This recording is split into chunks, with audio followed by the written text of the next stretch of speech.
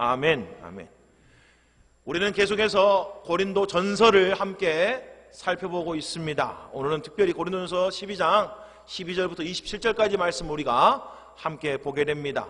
이 말씀을 이해하려고 하면 1세기 당시, 그 당시에 어떤 한 배경을 우리가 알고 있어야 됩니다. 현존하는 세계 최고의 신약 학자가 있습니다.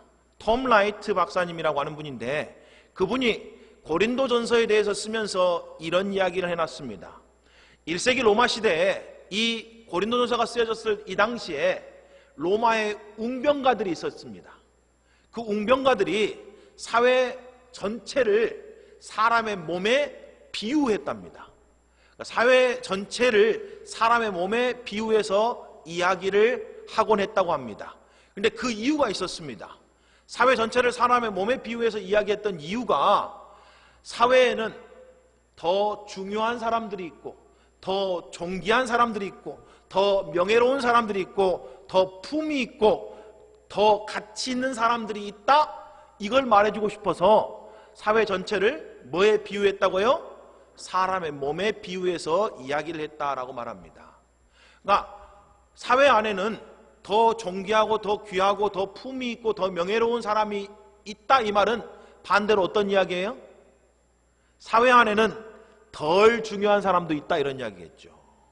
더 비천한 일에 합당한 사람도 있다, 이런 이야기겠죠. 아니, 심지어는 사회 안에는 필요 없는 사람도 있어, 이런 걸 이야기하고 싶어서 사회를 뭐에 비유했다고요? 사람의 몸에 비유해서 이야기를 했다라는 이야기입니다. 이런 세속적인 생각과 세속적인 사고가 그 당시에 만연해 있었다는 이야기예요. 여러분 어떠세요? 사회에는 좀 더 나은 사람이 있고 좀 더 못한 사람이 있어, 이런 생각이 우리도 은연중에 갖고 있잖아요.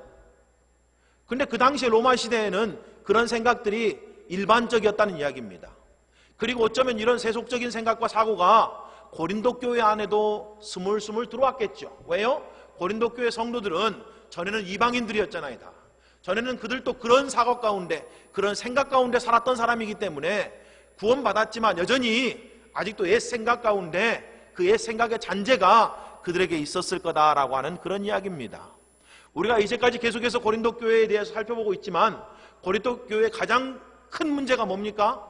그들 가운데 시기와 다툼이 있다는 이야기 아니에요. 그리고 우리가 지난주에 살펴봤듯이 여러 가지 이유 때문에 그들 가운데 시기와 다툼이 있었지만, 특별히 지난주에 우리가 뭐에 대해서 살펴봤어요? 은사에 대해서 살펴봤는데, 이들은 은사를 갖고도 시기와 다툼을 벌였다라는 걸 우리가 알 수 있다라는 이야기죠. 아마 이 고린도 교회 성도들은 이렇게 생각했을지 모르겠습니다. 은사도 여러 가지 종류가 있잖아. 그리고 은사도 높낮이가 있을 수 있잖아. 더 좋은 은사가 있고 별것 아닌 은사가 있는 건 아니겠어요?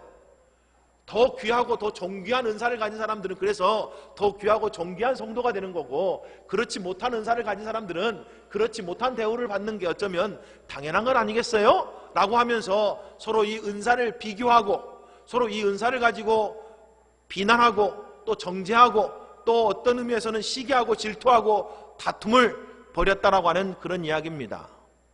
자, 그래서 고린도서 11장부터 14장까지는 은사에 대한 이야기를 우리가 12장부터 13장, 14장 이 세 장에 걸쳐서는 은사와 성령에 대한 이야기를 하고 있는데, 그 은사에 대한 이야기를 하고 있으면서 오늘 이 본문이 그 사이에 끼어있다, 이런 이야기예요. 은사를 하다가 뜬금없이 교회를 그리스도의 몸에 비유하면서 설명을 하고 있다라고 하는 그런 이야기입니다. 우리가 지난주에 봤듯이 은사는 하나님이 모든 그리스도인들에게 값없이 주신 선물이다라고 우리가 살펴봤습니다. 성령의 은사는 우리가 복음을 듣고 믿고 구원받았을 때 각 사람에게 주시는 하나님의 선물입니다. 한 사람도 예외가 없이 구원받은 모든 성도들은 그러면 뭐를 받았을까요? 은사를 받았죠. 그리고 이 은사는 우리가 원하는 대로 받는 게 아니고, 우리가 선택해서 받는 게 아니고, 성경은 뭐라고 말해요? 하나님의 뜻대로, 다른 말로 말하면 성령이 그의 뜻대로 각 사람에게 주셨다라고 말합니다. 성령께서 은사를 모든 사람에게 주셨으니까 주신 분이 이 은사를 높낮이가 있게 더 좋은 게 있고 더 나쁜 게 있고 이런 식으로 우리에게 주셨겠어요? 그렇지 않았을 거 아닙니까? 모든 은사는 다 하나님으로부터 온 선물이기 때문에 그 은사 자체는 높낮이가 없는 거죠. 고하가 없는 거예요. 그리고 모든 은사가 사실은 다 귀하고 존귀한 것이다 라는 이야기입니다. 우리가 지난주에 11절에 이런 말씀이 있습니다. 이 모든 일은 같은 한 성령이 행하사 그의 뜻대로 각 사람에게 나누어 주신 것이니라 라고 되어 있어요. 은사를 주시는 주체가 우리가 아니고 성령 하나님이시다 라는 이야기예요. 성령 하나님이 그의 뜻대로 우리에게 은사를 주셨다라고 성경이 그렇게 말씀하고 있다라는 이야기입니다. 이 사실을 우리가 분명하게 알고 있어야죠. 내가 원하는 대로 내가 선택해서 은사를 우리가 고르는 게 아니고 성령께서 그의 뜻대로 우리에게 은사를 주신 거다. 그리고 모든 그리스도인들은 반드시 은사를 가지고 있다 이런 이야기예요. 근데 은사가 있다보다 더 중요한 건 뭐예요? 은사를 왜 주셨느냐라는 게 더 중요한 거죠. 은사를 주신 목적이 뭐냐? 이거가 더 훨씬 중요한 이야기입니다. 그 내용이 7절에 나와 있는 내용이었죠. 각 사람에게 성령을 나타내심은 유익하게 하려 하심이다 라고 되어 있습니다. 유익하게 하려 하십니다. 이걸 현대어 성경으로 번역하면 이 현대어 성경이 훨씬 원어에 더 정확하게 번역되어 있습니다. 이 현대어 성경은 이렇게 되어 있죠. 성령께서는 교회 전체의 유익을 위해서 우리 각 사람을 통하여 전능하신 하나님의 능력을 나타내 주십니다 라고 되어 있습니다. 자, 은사를 모든 그리스도인들에게 그의 뜻대로 주셨는데 은사를 주신 이유가 뭐예요? 자기의 유익과 자기의 만족을 위해서 주신 건가요? 아니요. 은사를 주셔서 너무 감사해요. 나에게 지혜를 주셔서 성경을 말씀을 읽을 때마다 내가 다 잘 깨닫게 하셔서 너무너무 감사해요. 우리 그렇게 감사를 할 수는 있습니다만은 그것 자체가 목적은 아닌 거죠. 나에게 지혜의 은사를 주셔서 하나님 말씀을 듣고 깨달을 수 있는 그런 능력을 주신 건 감사한 일이지만 그 자체로만 감사하고 끝나서는 안 된다는 이야기죠. 그렇게 하나님이 내게 성경 말씀을 듣고 깨닫게 하시는 은혜를 주셨다면 그걸 통해서 뭐 해야 된다는 이야기예요? 교회 전체의 유익을 위해서 사용해야 된다는 이야기인 거죠. 하나님이 만약 내게 믿음을 주셨다. 여러분 성경은 믿음도 은사라고 말합니다.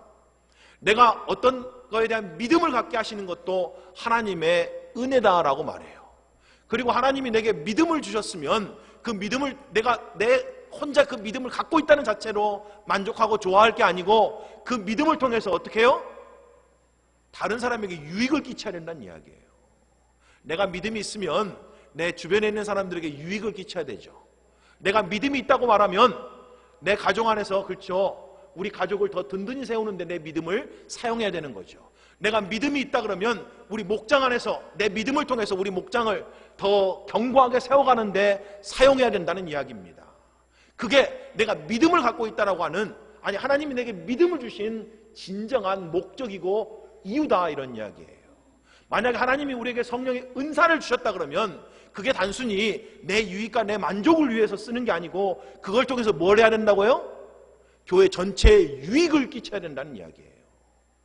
그게 우리가 은사를 가졌다보다 훨씬 더 중요한 진리다 이런 이야기입니다. 그럼에도 불구하고 고린도 교회 안에서는 은사를 제대로 사용하지를 못했습니다. 서로 비교하고 서로 무시하고 서로 다투는 일이 일어났다라는 이야기인 거죠. 은사로 인해 교회 안에서 더 중요한 사람이 있고 반대로 덜 중요한 사람이 있다라고 주장하면서 싸웠다는 이야기죠. 그래서 서로 자기들이 더 성숙하고 지혜롭고 자기들이 더 옳다라고 여기는 그런 풍조가 고린도 교회 안에 가득했다는 이야기입니다. 그리고 어쩌면 특별히 그게 뭐하고 관련돼 있었다고요? 은사하고 관련돼 있었다는 이야기예요. 우리가 지난주에도 봤지만 고린도 교회는 하나님의 은혜 때문에 모든 은사에 부족함이 없는 교회였잖아요. 모든 성도들이 사실은 은사를 충만하게 받았다는 이야기입니다. 근데 그게 도리어 그들에게 뭐가 됐어요? 독이 됐어요. 없는 이만 못하게 됐다는 이야기예요. 여러분, 없으면 겸손하기라도 하잖아요. 그렇죠? 그래서 하나님 앞에 낮아지고 정말 하나님 앞에 더 은혜를 구하고 능력을 구할 수는 있잖아요. 근데 은사가 넘치니까 도리어 그들이 뭐 했다는 이야기예요? 교만하고 다른 사람의 위에 있고자 하는 마음을 가졌다는 이야기입니다. 그래서 도리어 성숙하지 못하고 아이 같은 신앙이 됐다는 이야기예요. 여러분, 우리가 하나님이 주신 은혜를 잘 관리해야 됩니다. 하나님이 주신 축복을 잘 관리해야 된다는 이야기예요. 그런 면에서는, 어떤 의미에서는 우리가 은혜를 구하고 축복을 구할 때가 훨씬 나을 수가 있는 거죠. 이해가 되십니까? 은혜를 구하고 축복을 구할 때는 적어도 우리가 겸손하잖아요. 적어도 하나님 앞에 겸비하잖아요. 적어도 하나님 앞에 간절한 마음이 있잖아요. 근데 희한하게 사람들이 은혜를 받고 축복을 받고 난 뒤로는 그 마음이 싹 바뀐다는 게 너무너무 큰 문제죠. 그럴 바에는 어쩌면 여전히 그 은혜를 구하고 축복을 구하고 있는 그때가 더 복된 삶인지 모른다는 이야기입니다. 아니, 반대로 여러분들이 계속해서 은혜와 축복을 받고 싶잖아요. 그러면 항상 어떤 마음을 가져야 되는지 아시겠죠? 항상 나는 은혜에 갈급한 사람입니다라고 하는 마음이 있어야 된다는 이야기예요. 나는 이 정도로 충분해요. 나는 이 정도 받았으니까 충분해요. 나는 이 정도 누리니까 충분해요. 나 하나님 이 정도 나에게 베풀으셨으니까 나는 이 정도로 충분합니다. 이런 삶을 살면 더 이상 은혜에 대해서 갈급하지 않게 되겠죠. 그래서 성경은 이렇게 말합니다. 부자가 하나님 나라에 들어가기가 어렵다. 왜 그래요? 부자가 된 건 하나님의 은혜잖아요. 근데 도리어 그 재물이 하나님을 잃어버리게 만들어요. 그래서 그 재물로 만족하고, 그 재물로 자기의 안전을 삼고, 그 재물로 자기의 가치를 삼고, 재물로 하나님 없어도 괜찮다고 여기는 그런 마음들이 들어오기 때문에 하나님 나라에 들어가기 어렵다, 이렇게 말한 거예요. 다르게 말하면 축복이 우리에게 그런 역할을 할 수가 있다라는 이야기인 거죠. 그러니까 우리가 축복을 받아도 거기에 안주해서는 안 된다는 이야기예요. 사도 바울처럼 계속해서 뭐 해야 된다고요? 앞에 것을 향해서 달려가야 된다는 이야기예요. 그래서 신앙생활은 절대 멈추면 안 돼요. 나 이 정도면 괜찮아, 나 이 정도면 이제 만족해, 이런 게 없어야 된다는 이야기. 이거 감사하는 것하고 틀린 거예요. 우리가 주어진 모든 것에 감사하는 것과 지금 제가 말씀하고 있는 이 신앙의 경주하고는 다른 이야기입니다. 우리가 하나님이 주신 그것들에 대해서 감사해야 되죠. 하지만 여전히 끊임없이 내 삶에서 그리스도를 담고자 하는 이 마음은 절대로 어떻게 해요? 안주하거나 뒤로 후퇴서는 안 된다, 이런 이야기예요. 아니, 솔직히 우리 중에 어떤 사람이 예수님 오시기 전까지 예수님과 같이 온전히 똑같아질 수 있는 사람이 어디 있습니까? 그러니까 내가 예수님을 닮겠다라고 하는 이 마음에서는 우리가 끊임없이 뭐 해야 된다고요? 은혜를 사모해야 된다는 이런 이야기예요. 자, 그럼에도 불구하고 고린도 교회 성도들은 제가 지난주에도 말씀드렸던 것처럼 은사와 성숙과 혼돈했습니다. 은사가 있는 걸 마치 내가 성숙한 걸로 착각했다는 이야기예요. 여러분, 은사는 하나님의 선물이라고 말씀해 줬잖아요. 은사는 우리의 성품하고 우리의 인격하고 우리의 영성하고 아무 상관없이 하나님이 우리가 구원받았을 때 거저주신 하나님의 선물이에요. 그래서 아무리 대단한 은사를 갖고 있어도 그 자체가 그 사람이 성숙하다라고 하는 증거가 아니다, 이런 이야기예요. 그런 여러분, 아무리 믿음이 대단하다고 그래도 그 자체가 성숙하다는 의미가 기다 아니다? 아니다고요. 아무리 지식의 은사를 받아서 성경의 말씀을 꿰고 있어도 그 자체가 그 사람이 성숙하고 영적이다라는 증거가 아니다? 아니다, 이런 이야기예요. 근데 희한하게 현대 교회 안에는 우리가 이런 거가 성숙의 척도인 것처럼, 영성의 척도 있는 것처럼 이상하게 되어 있어요. 그렇죠? 왜 그래요? 세상에 엘리트주의가 있기 때문에 그래요. 똑똑한 사람들 있잖아요. 잘난 사람들에 대해서 우리도 모르게 고개가 싹 숙여진다고요. 그런 사상과 생각이 교회 안에도 슬금슬금 들어와 있다는 이야기예요. 그래서 은사는 영성이나 성숙하고 아무 상관이 없는데도 불구하고 우리도 모르게 대단한 은사를 갖고 있으면 그 사람이 마치 대단한 영성의 사람, 성숙한 사람인 것처럼 착각하게 만든다는 이야기예요. 여러분, 성숙과 영성은 뭘로 나타나요? 예수님 닮은 걸로 나타나요. 인격으로 나타난다고, 인격으로요. 성경이 누누이 이야기하고 있는 내용이 그런 내용이잖아요. 우리가 아무리 대단한 지식과 지혜와 믿음과 또 권능의 은사를 갖고 있어도 그거는 그냥 하나님의 선물일 뿐인 거지 그 사람의 영성을 나타내지는 않는다, 이런 이야기예요. 그 사람의 영성은 뭘로 드러나요? 온유함과 겸손함과 사랑스러움과 순종함으로 드러난다는 이야기예요. 우리가 그것을 분명하게 알고 은사에 대해서 접근할 필요가 있다, 이런 이야기예요. 그리고 절대 이 은사와 영성을 절대 헷갈려 하지 마시고 분별할 줄 아는 지혜가 우리 모두에게 있기를 주님의 이름으로 축복합니다. 고린도 교회는 은사 때문에 더 중요한 성도가 있고 덜 중요한 성도가 있습니다 하고 막 서로 막 잘난 체하고 막 싸웠다는 이야기예요. 이게 어떤 의미에서는 1세기 로마의 웅병가들이 했던 그런 내용하고 똑같은 내용이죠. 세상 사람들이 했던 이야기가 그대로 교회 안에 들어와서 교회 안에도 뭐 달란 사람 있고 더 가치 있는 사람 있고 더 중요한 사람 있고 덜한 사람 있고 더 못난 사람 있고 더 아예 필요 없는 사람 있고 막 그러지 않겠어요? 이런 생각이 우리도 모르게 싹 들어와 있다는 이야기예요. 그래서 솔직히 현대교회 안에도 그런 생각을 하고 있는 사람들이 의외로 많습니다, 교회 안에. 근데 오늘 본문은 그렇다라고 말하지 않아요. 그건 틀린 겁니다. 절대 교회는 그럴 수가 없어요 라고 지금 오늘 본문이 그렇게 이야기하고 있다, 이런 이야기입니다. 그래서 오늘 본문이 우리에게도 굉장히 중요한 본문이에요. 우리가 이 본문에 대해서 마음의 문을 열고 정말 잘 들어서 교회 안에는 더 이상 사회적이고 문화적이고 영적인 엘리트주의가 없었으면 좋겠어요. 교회 안에서는 그런 의식이 있어서는 안 됩니다. 우리는 너와 틀려, 우리는 네하고 달라, 이런 마음을 갖고 교회 생활하면 안 된다, 이런 이야기예요. 교회 안에는 절대로 우월의식이 있어서는 안 된다, 이런 이야기예요. 그걸 위해서 하나님이 우리에게 은혜를 베풀어 주신 게 아니란 이야기예요. 그걸 위해서 하나님이 우리에게 축복을 베풀어 주신 게 아니란 이야기입니다. 하나님이 은혜 베푸신 이유는 뭐 때문에요? 교회 전체의 유익을 위해서 주신 거지, 우리가 그런 우월의식이나 엘리트의식을 갖고 내가 남보다 더 나아, 이런 마음으로 살라고 우리에게 허락해 주신 선물이 아니다, 이런 이야기예요. 대신에 교회는, 우리가 하나님이 우리를 교회로 부르신 이유는 우리 모두에게 서로가 꼭 필요한 상대이기 때문에 하나님이 우리를 교회로 부르신지를 깨달아야 됩니다. 그렇기 때문에 서로 필요한 존재이기 때문에 어떻게 해야 된다는 거예요? 서로 잘 돌봐줘야 된다는 이야기예요. 그게 교회다라는 이야기입니다. 자, 그 이야기에 대해서 우리가 함께 오늘 살펴보기 원합니다. 사도 바울도 교회를 몸으로 비유를 해요.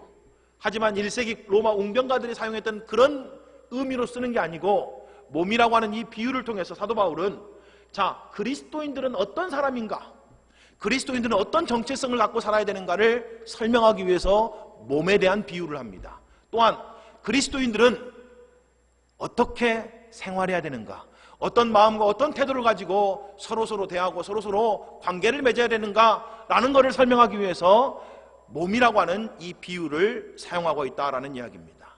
자, 먼저 그리스도인들은 어떤 사람인가를 우리가 먼저 살펴보기 원합니다. 이게 너무너무 중요해요. 여러분, 우리가 어떤 사람인가를 끊임없이 생각해요. 나는 어떤 사람이지? 나는 누구야?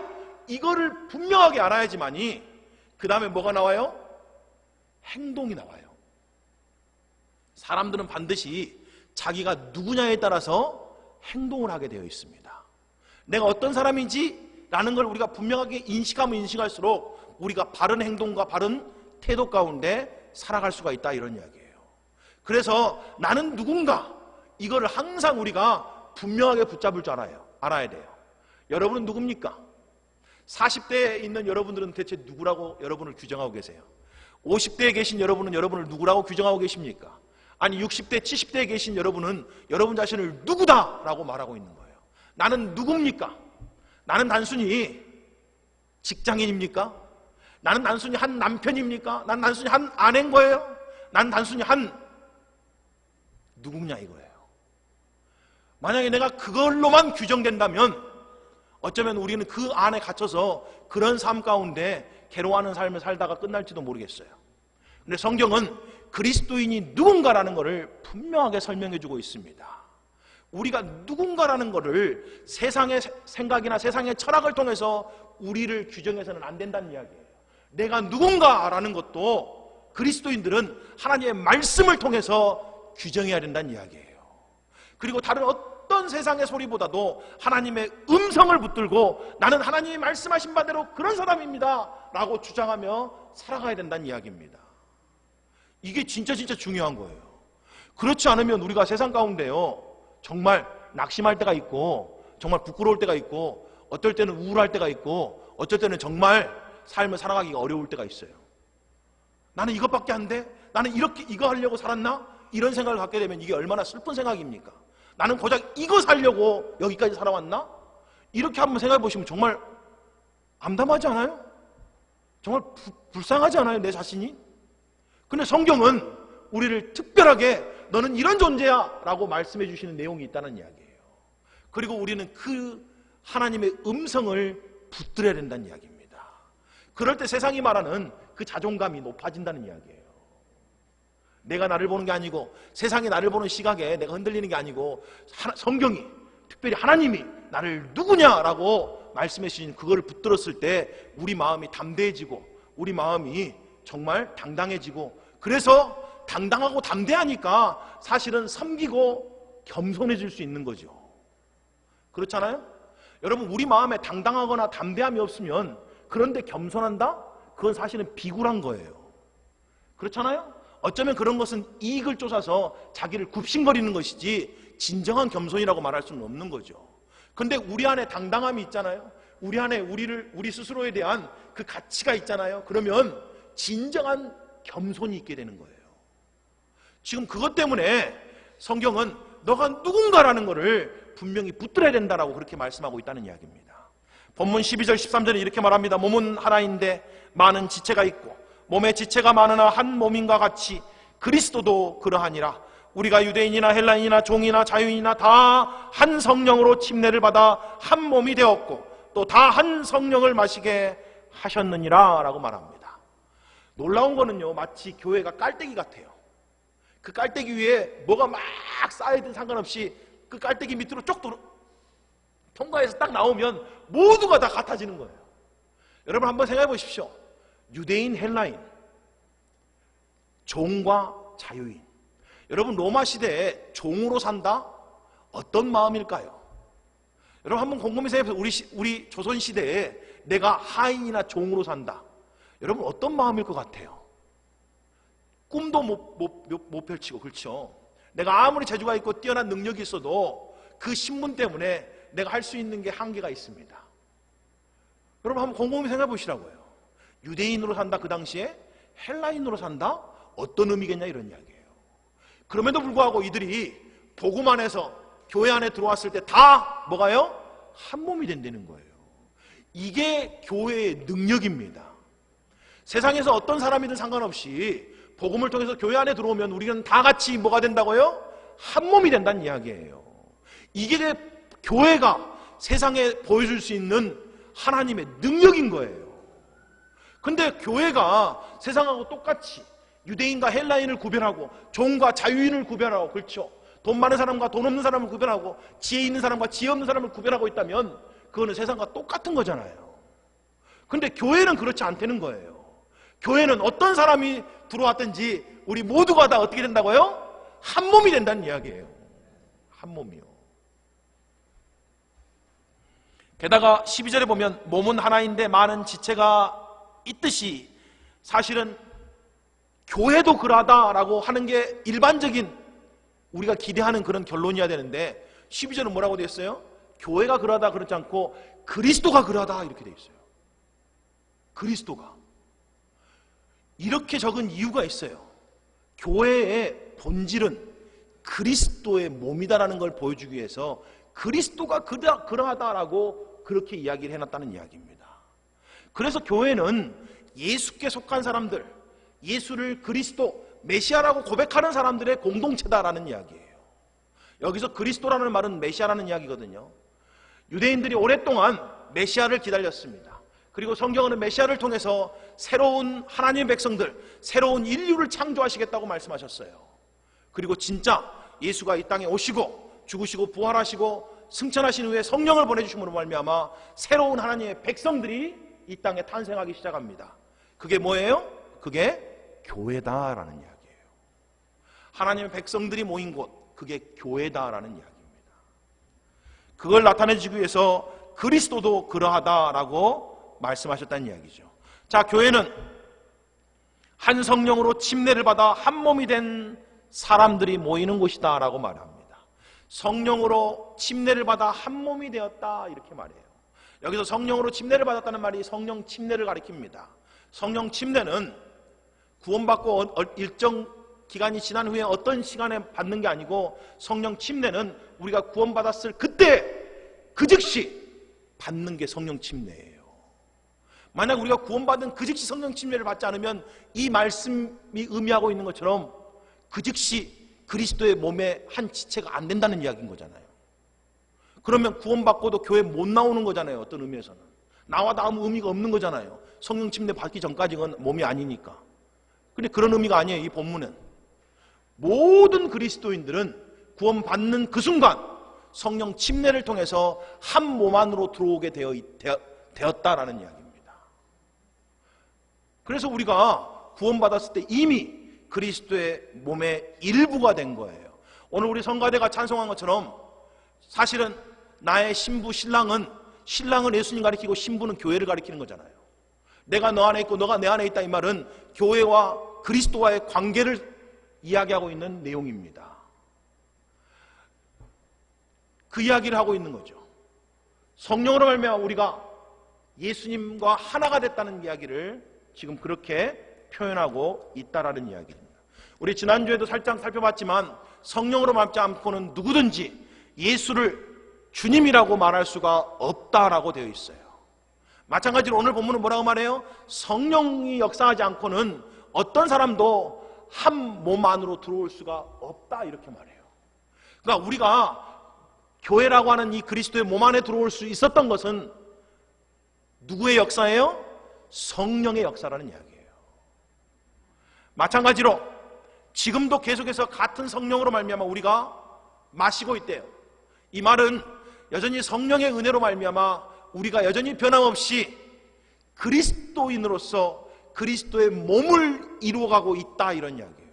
그러니까 우리가 그리스도의 몸이라고 하는 이 공동체를 유지하고 함께 할 수 있는 이유도 누구 때문이라고요? 성령 때문이다 이런 이야기예요. 그래서 다른 성경은 성령이 하나 되게 하시는 것을 너희가 힘써 지켜라 이렇게 말해요. 성령이 하나 되게 하신다는 의미가 뭐예요? 성령이 역사하셔서 우리를 교회로 하나 되게 만드신다 이런 이야기예요. 그러니까 우리가 이 자리에 나와서 교회로 지금 함께 예배할 수 있는 것도 누구 때문이라고요? 성령 때문이라고요. 내가 입을 열어서 예수님이 나의 주님이십니다라고 고백할 수 있는 것도 성령 하나님 때문이고, 내가 성령 침례를 받고 그리스도의 몸 안에 들어올 수 있었던 것도 성령 하나님 때문이고, 우리가 지금 교회로 이렇게 함께 생활할 수 있는 것도 다 누구 때문이라고요? 성령 때문에 가능하다는 이야기예요. 그러니 이 모든 것이 다 뭐라는 이야기예요? 하나님의 은혜다라는 이야기예요. 여러분이 교회 생활하는 거 여러분이 자원해서 스스로 선택하고 내가 결정했다고 그렇게 생각하시면 안 돼요. 우리가 교회 생활할 수 있는 것, 우리가 함께 이렇게 무리 가운데 모임 가운데 우리 함께 예배드릴 수 있는 건 다 하나님의 은혜입니다. 오늘 우리가 교회에 나올 수 있는 것 다 하나님의 은혜라고 해요. 그걸 붙들어야 된다는 이야기죠. 우리가 은혜로 그리스도의 몸 안에 들어왔고 그 안에서 같은 성령을 마시고 살아가고 있고, 은혜로 우리가 입을 열어서 예수님이 나의 주님이십니다 라고 고백하고 살아간다는 이야기예요. 그리고 우리의 정체성은 뭐예요? 우리는 그리스도의 몸이다 이런 이야기예요. 우리는 그리스도의 몸입니다. 이것을 끊임없이 기억해내야 된다고요. 어머니가요, 어린아이들 있잖아요. 말도 못하는 어린아이들을 키울 때 자세히 살펴보면 되게 웃긴 게 있어요. 아직 애들이 말도 못하거든요. 근데 엄마들이 막 애들하고 놀 때 뭐라고 말해요? 마치 꼭 아이들이 이미 말을 다 하는 것처럼, 말을 다 알아듣는 것처럼 막 이야기를 해요. 뭐 그랬니 어쩌니 저쩌니 막 이렇게. 근데 애들은 사실 옹알이밖에 못하는데도 막 그런 식으로 이야기를 해주잖아요. 그렇죠? 그런데 놀라운 사실은 어느 순간에 가면 아이들이 말을 이해하기 시작해요. 애들에게 말을 가르치는 방법이 뭐예요? 말을 하지 못하는데도 불구하고 말을 알아듣는 것처럼 이야기해 주는 게 애들에게 말을 가르쳐 주는 가장 좋은 방법인 거예요. 말을 못해요. 근데 말을 하는 것처럼 가르쳐 줘요. 여러분 집에 개를 애완견으로 키우시는 분들 계시죠? 근데 개를 마치 사람처럼 대해요. 그러자 갑자기 어느 순간 개가 자기가 사람인 것처럼 착각해요. 개도 사람처럼 대하면 사람인지 안다 이거예요. 우리 하나님이요, 우리를 그런 식으로 대하십니다. 이해가 되세요? 하나님이요, 우리를 그리스도의 몸으로 대하신다고요. 그렇게 여겨주세요.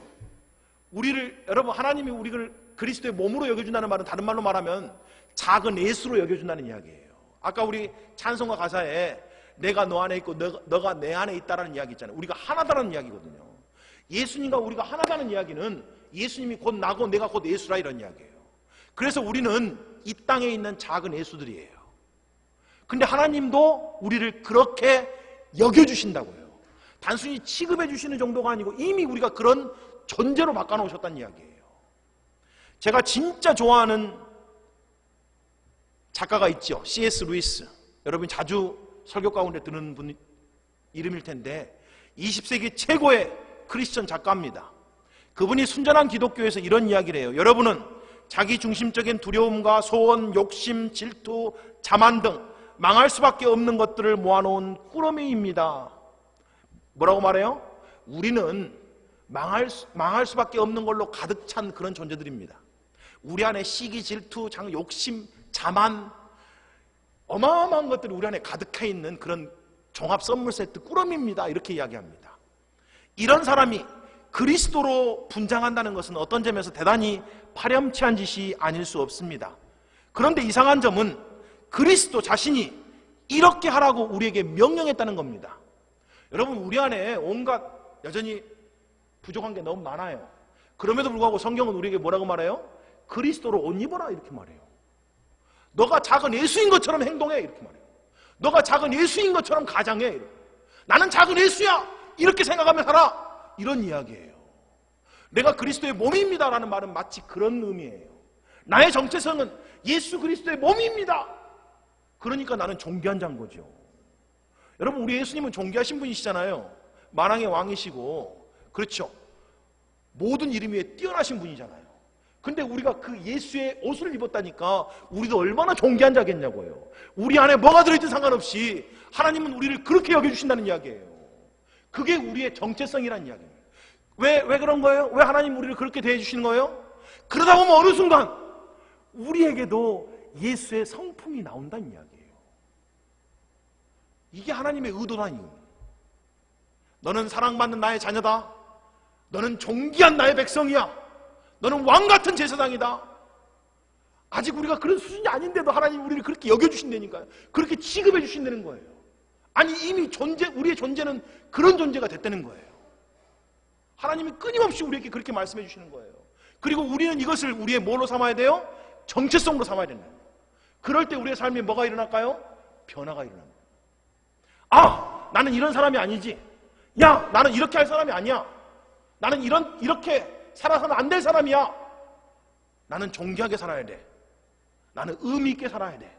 나는 하나님 보시기에 합당하게 살아야 돼. 이렇게 우리 스스로를 규정하기 시작할 때 우리의 삶에 변화가 일어난다는 이야기예요. 그렇게 욕심 많고, 그렇게 자기밖에 모르고, 그렇게 권리만 주장하고, 그렇게 자만한 모습이 우리의 진짜 모습이 아니어야 된다는 이야기예요. 우리는 그렇게 살려고 하나님 앞에 구원받는 존재들이 아니다 이런 이야기죠. 우리가 어떤 존재로 부르심받았는지를 우리가 깨달을 때, 야, 내가 살아야 되는 모습은 이런 모습이 아니구나 라는 걸 깨닫게 되고 변화된 삶을 살게 된다고 하는 이야기입니다. 자, 그러면 이렇게 변화된 그리스도인들은 이제 교회 안에서 어떤 생활을 해야 됩니까? 어떤 마음과 어떤 태도를 갖고 살아야 돼요? 오늘 교회의 특성이 4가지가 나와요. 첫째는 연합성이에요. 우리는 결코 서로서로 뗄래야 뗄 수 없는 관계다 이렇게 말합니다. 우리 몸이라는 말은 몸 안에 어떤 것도 하나도 떼면 안 되는 거잖아요. 다 있어야지 건강한 몸, 정상적인 몸이 되는 것처럼 우리 모두는 다 서로서로에게 뗄래야 뗄 수가 없는 존재들이라 이런 얘기예요. 14절부터 16절까지 쉬운 성경은 이렇게 말합니다. 몸은 하나의 지체가 아니라 많은 지체들로 이루어져 있습니다. 발이 나는 손이 아니므로 몸의 일부가 아니다라고 말한다고 해서 발이 몸의 일부분이 아니라고 하겠습니까? 귀가 나는 눈이 아니므로 몸의 일부가 아니다라고 말한다고 해서 몸의 일부분이 아니라고 하겠습니까? 대답은 뭐예요? 할 수 없다. 할 수 없다. 그래서 우리는 서로서로 뗄래야 뗄 수가 없는 관계라고요. 그걸 우리가 알아야 된다는 이야기입니다. 물론 우리 몸이 다 마음에 들기야 하겠어요? 여러분, 사람들이 대부분 자기 몸에 대한 콤플렉스가 있대요. 한두 군데는 다. 근데 조사를 해보니까 자기 몸에 대한 콤플렉스가 제일 많은 집단이 어떤 집단인지 아세요? 연예인들이래요. 희한하죠. 아니, 연예인들은 다른 사람들보다 훨씬 더 이목구비가 또렷하고 더 오밀조밀 더 분명하게 잘 붙어있는 사람들인데 희한하게 그런 사람들이 제일 자기 몸에 대해서 콤플렉스가 많다는 거예요. 그러니까 우리들은 뭐 말해야 뭐 하겠어요. 그렇죠? 그런데도 우리가 살아갈 수 있는 이유는 뭐예요? 그냥 그런지 알고 인정하고 사니까 살아가는 거잖아요. 마찬가지로 교회도 그렇다네요.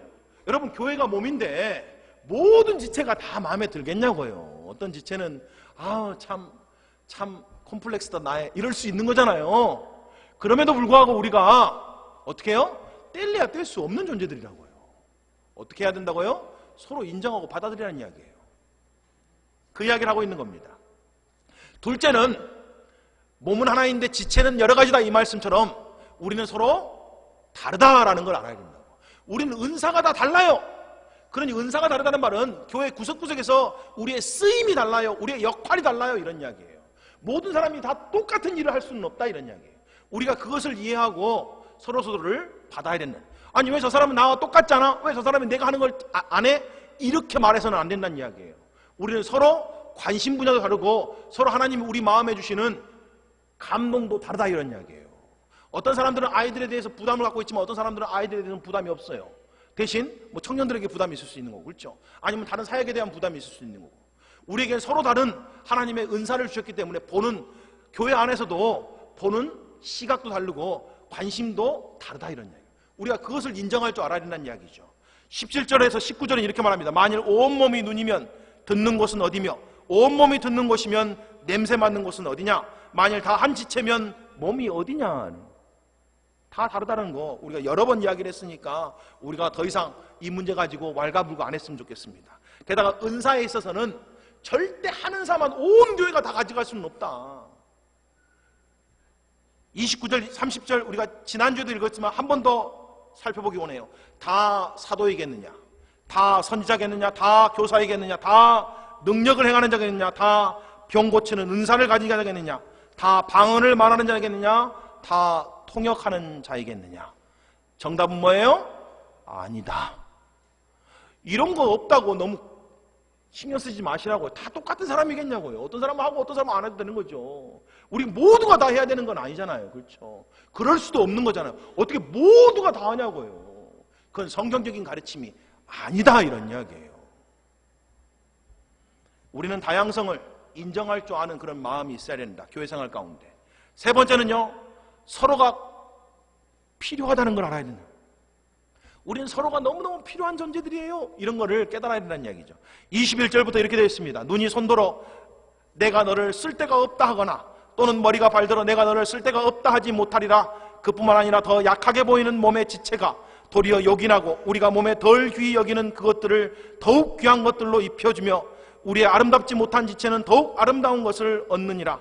그런즉 우리의 아름다운 지체는 그럴 필요가 없느니라. 오직 하나님이 몸을 고르게 하여 부족한 지체에게 귀중함을 더하셨다. 여러분, 하나님이 은사를 주셨는데 몸을 고르게 주셨다는 거예요. 그리고 사람 눈에는 좀 부족하게 보이고 좀 부끄럽게 보이는 부분이 있을 수는 있지만 사실 실상은 하나님이 그런 부족한 부분들을 훨씬 더 아름답고 존귀하게 만들었다는 이야기예요. 여러분 수영장 가면 반드시 가려야 될 곳이 있어요. 그렇죠? 목욕탕 말고요.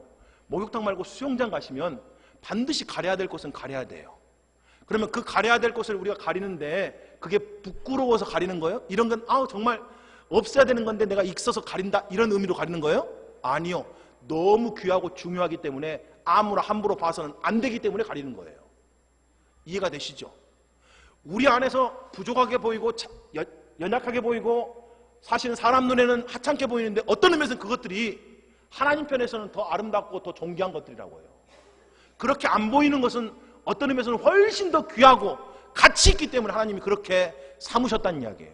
그래서 여러분 교회 안에서 여러분이 빛도 없이 이름도 없이 섬기는 것을 귀하게 여겨야 됩니다. 하나님 편에서는 그게 더 훨씬 더 아름답고 존귀한 거예요. 드러난 것은 이미 아름다움을 얻었잖아요. 드러난 것은 이미 사실은 상급을 받을 게 없어요. 근데 감춰져 있는 것은 하나님 앞에 상급을 얻는 겁니다. 지금 그 이야기를 하고 있는 거예요. 그래서 교회는 하나님이 모든 은혜를 골고루 주셨다 이렇게 말해요. 그리고 그 은사는 하나도 버릴 게 없다 이런 이야기. 그러니 교회 안은 사회적, 문화적, 영적인 엘리트주의, 우월주의가 있어서는 안 된다 이런 이야기죠. 어떤 은사든 그 은사 자체가 귀하고 존귀한 것이다 이런 이야기입니다.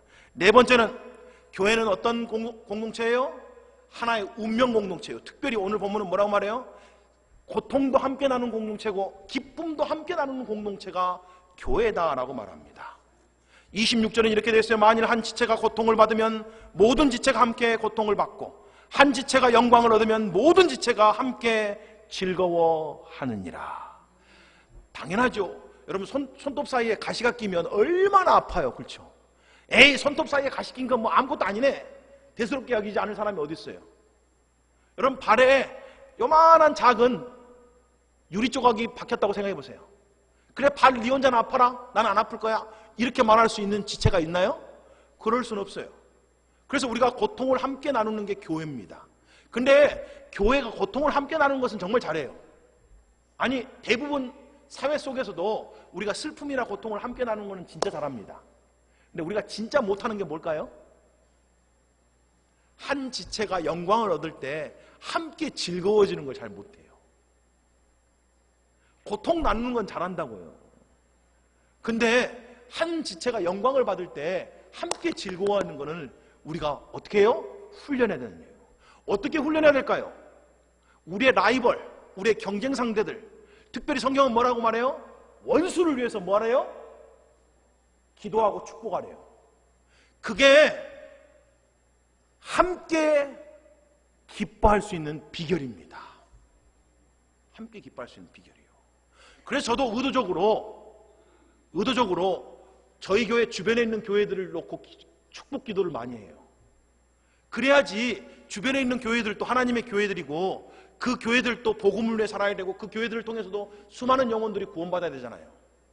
그래서 그 교회들도 잘 되는 것을 나도 함께 기뻐해야 되는 거잖아요. 그렇죠? 우리만 잘 되는 게 중요한 게 아니고 그렇죠?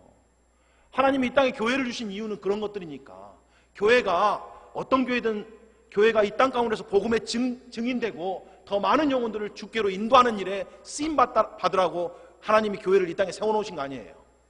근데도 우리 마음에 뭐가 있어요? 사춘이 땅을 사면 뭐가 있을까요? 배 아픈 게 있어요. 희한하게요. 이게 죄된 인간의 본성입니다. 그래서 이거를 끊임없이 우리가 스스로 훈련해야 돼요. 어떻게 해요? 그런 마음이 드는 형제가 있거나 그런 마음이 드는 자매가 있으면 그 사람들을 위해서는 더욱 힘써 뭐 해야 된다고요? 축복 기도하라고요. 더 축복해 주라는 이야기예요. 더 기도해 주라는 이야기예요. 그럴 때 그가 영광을 받으면 우리도 함께 기뻐할 수 있는 그런 자리까지 올라갈 수 있다는 이야기입니다. 저와 여러분이 그런 복음의 진리를 쫓아서 살아가는 정말 복음의 귀한 용사들 되시기를 주님의 이름으로 축복합니다. 자, 이제 시간이 많이 갔습니다만 이건 정말 이야기하고 넘어가야 됩니다. 여러분, 예수님이 사람의 몸을 입고 이 땅에 오셨습니다. 이게 복음 이야기예요. 그가 사람의 몸을 입고 이 땅에 오신 이유가 마가복음 10장 45절에 기록되어 있어요. 이렇게 되어 있습니다. 인자가 온 것은 섬김을 받으려 함이 아니요 도리어 섬기려 하고 자기 목숨을 많은 사람의 대속물로 주려 함이다라고 되어 있어요. 자, 그가 그리고 사람의 몸을 입고 이 땅에 오셔서 우리의 모든 죄를 짊어지시고 그가 우리를 대신해서 십자가에서 피 흘려 죽으셨습니다. 그리고 3일 만에 부활하시고 그리고 승천하셨죠. 그리고는 그가 약속하신 대로 성령을 우리에게 보내주셨어요. 그래서 뭐가 시작됐어요? 교회가 시작됐어요. 그리고 교회를 오늘 본문은 그리스도의 몸이다 라고 말해요. 그러니까 지금 예수님은 하나님 보좌 우편에 앉아 계시지만 그의 몸은 지금 어디에 있다는 이야기예요? 여전히 이 땅에 있다 이런 이야기예요. 그리고 예수님이 몸을 입고 이 땅에 오신 이유가 뭐라고요? 섬기기 위해 오셨다는 이야기예요. 그러면 예수 그리스도의 몸된 교회가 이 땅에 있는 이유가 뭘까요? 섬기기 위한 것이죠. 왜요? 우리가 그리스도의 몸이니까요. 여러분, 몸은 섬기기 위해서 이 땅에 있는 겁니다. 그래서 더 많은 사람들을 구원하기 위해서 이 땅에 있다 이런 이야기예요. 여러분, 예수님이 이 땅에 계실 때 하셨던 그 사역을 이제는 그리스도의 몸된 교회가 그 바톤을 이어받아서 계속해서 이 땅에서 예수 그리스도가 하셨던 그 사역을 이루어가야 된다 이런 이야기예요. 그런 의미에서 교회가 그리스도의 몸이다 이런 이야기예요. 자, 몸에 대한 비유가 교회에 대한 비유 말고 또 뭐가 있죠? 부부. 성경은 부부가 한 몸이래요. 뗄래야 뗄 수 없는 존재라고요.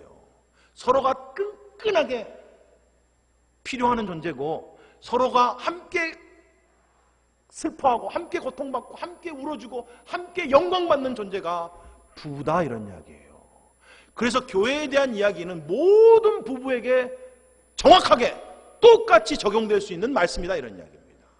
그러니까 오늘 이 말씀 교회 안에서만 적용되는 게 아니고 여러분의 부부 생활에서도 그리스도인 부부들끼리는 반드시 오늘 말씀 기억하시고 나는 그리스도의 몸이야, 우리는 한 몸이야, 함께 영광도 받고 함께 기쁨도 누리고 함께 슬픔도 누리는 존재야 라는 것을 기억하고 끊임없이 하나 되는 삶 가운데 그리스도를 영화롭게 하는 삶이 되시기를 주님의 이름으로 축복합니다. 아멘. 우리 다 같이 일어나셔서 함께 찬송하시겠습니다.